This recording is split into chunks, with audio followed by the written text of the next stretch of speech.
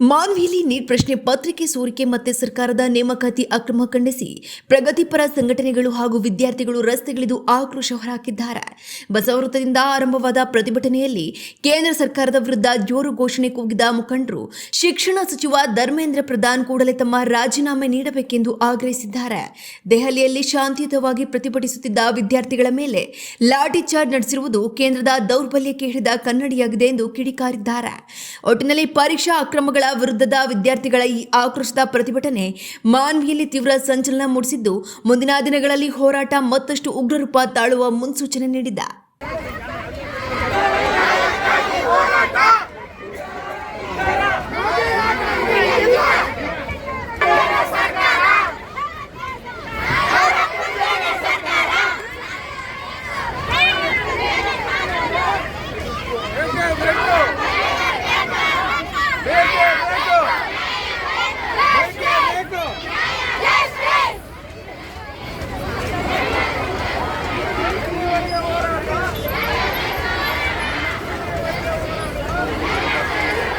मोदी करता है वही तो आगे करता है। आवाज दो आवाज दो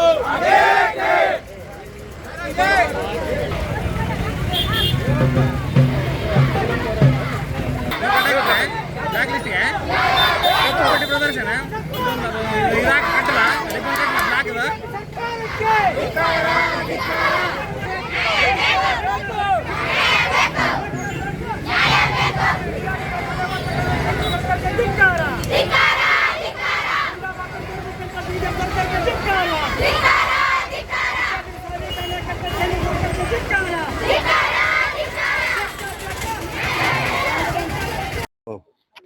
ಮಾನ್ವಿನಗರದಲ್ಲಿ ಒಂದು ಪ್ರಗತಿಪರ ಸಂಘಟನೆ ಮತ್ತು ಯುವಜನ ವೇದಿಕೆ ವತಿಯಿಂದ ಇವತ್ತು ಒಂದು ದೊಡ್ಡ ಬೃಹತ್ ಪ್ರತಿಭಟನಾ ಮೆರವಣಿಗೆಯನ್ನು ಹಮ್ಮಿಕೊಳ್ಳಲಾಗಿತ್ತು. ಅದರ ಉದ್ದೇಶ ಇಡೀ ಭಾರತ ದೇಶದಲ್ಲಿ ಒಂದು 23 ಲಕ್ಷ ಮಕ್ಕಳ ಭವಿಷ್ಯಕ್ಕಾಗಿ ನಾವೆಲ್ಲರೂ ಇವತ್ತು ಹೋರಾಟ ಮಾಡುವ ಪರಿಸ್ಥಿತಿ ನಿರ್ಮಾಣ ಆಗಿದೆ.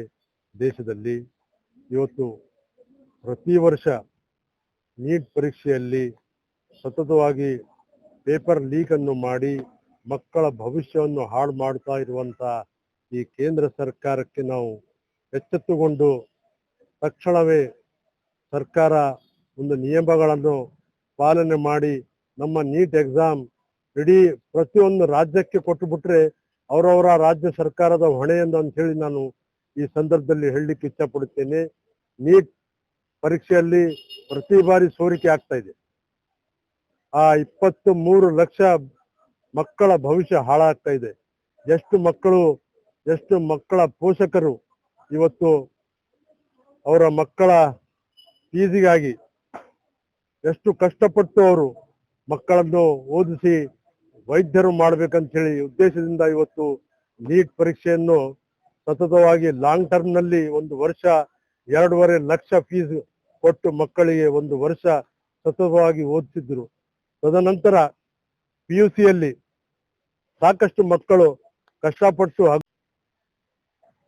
ಈ ದಿನ ದಲಿತ ಮತ್ತು ಪ್ರಗತಿಪರ ಮತ್ತು ವಿದ್ಯಾರ್ಥಿ ಯುವಜನ ಒಕ್ಕೂಟದ ವತಿಯಿಂದ ಬಸವವೃತ್ತದಿಂದ ತಹಸೀಲ್ ಕಾರ್ಯಾಲಯದವರೆಗೆ ಸುಮಾರು 100 ವಿದ್ಯಾರ್ಥಿಗಳು ಸೇರಿ ಒಂದು ಪ್ರತಿಭಟನೆ ಮಾಡಲಾಯಿತು.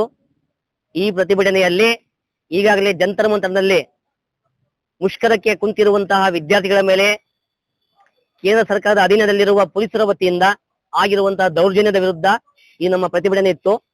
ಮತ್ತು ನೀಟ್ ಪರೀಕ್ಷಾ ಪತ್ರಿಕೆ ಏನು ಸೋರಿಕೆಯಾಗಿತ್ತು ಅದರ ವಿರುದ್ಧವಾಗಿದ್ದಿದೆ. ನಿಜವಾಗ್ಲೂ ಹೇಳಬೇಕಾದ್ರೆ ಮಾನ್ಯ ಸಚಿವರು ಧರ್ಮೇಂದ್ರ ಪ್ರಧಾನ್ 2021ರಲ್ಲಿ ಅವರು ಸಚಿವರಾಗಿ ಇಲ್ಲಿ ಬರ್ತಾರೆ. ಅವರು ಬಂದ ನಂತರ ಸುಮಾರು 4 ಸಲ ನೀಟ್ ಪ್ರಶ್ನೆ ಪತ್ರಿಕೆ ಸೋರಿಕೆ ಆಗ್ತದೆ. ಮತ್ತೆ ಜೊತೆಗೆ ಬೇರೆ ಇಲಾಖೆಯಲ್ಲಿರುವಂತಹ ಪತ್ರಿಕೆಗಳು ಸೋರಿಕೆ ಆಗ್ತವೆ, ಎಕ್ಸಾಮ್ಗಳು ಮುಂದೂಡಲಾಗುತ್ತವೆ.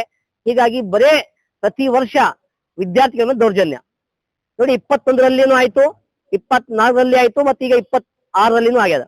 ಹಾಗಾಗಿ ಈ ಒಂದು ಧರ್ಮೇಂದ್ರ ಪ್ರಧಾನ್ ಅನ್ನುವಂತ ವ್ಯಕ್ತಿ ಶಿಕ್ಷಣ ಕ್ಷೇತ್ರಕ್ಕೆ ಸಚಿವರಾಗಿ ಮುಂದುವರಿಯಲು ಅವರು ಅನರ್ಹರು ಅನ್ನುವಂಥದ್ದು.